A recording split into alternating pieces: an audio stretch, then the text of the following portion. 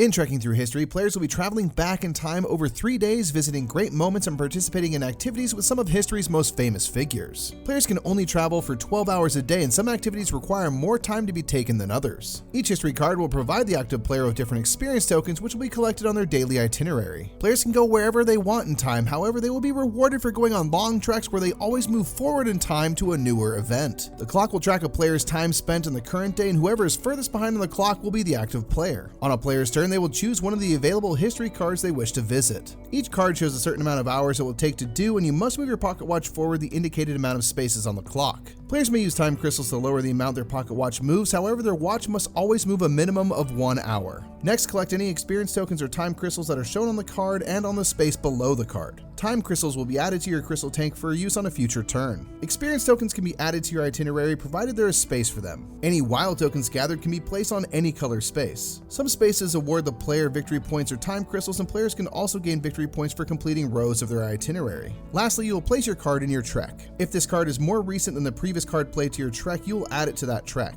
If this card is older, however, your current trek ends and you will flip over this stack of cards and immediately start a new trek. Players are rewarded points based on the length of their trek. The longer, the better. Players can always visit their ancestors by spending 3 hours from their day. This awards a wild experience token and can be placed anywhere into your trek, as it doesn't list a specific time in history. Players only have 12 hours a day for their travel, so eventually they will run out of time. When a player reaches or exceeds 12 hours in their day, that day ends. If they end at exactly 12 hours, they get a punctuality bonus of 3 points. Once each player has completed their day, new cards for day 2 are drawn and a new itinerary is selected. Day 2 will generally contain cards that are from more recent history, and day 3 cards will be even more recent than day 2. Players will continue playing, collecting cards, and moving their pocket watch, even taking multiple turns in a row, as they may still be the furthest behind on the clock after taking a turn. After 3 days of traveling through history, players will gain 1 point per leftover time crystal they have, and then they score their treks. There is a chart on the central board to show how many points are gained based on the length of each trek, and the player with the most points after 3 days is the winner.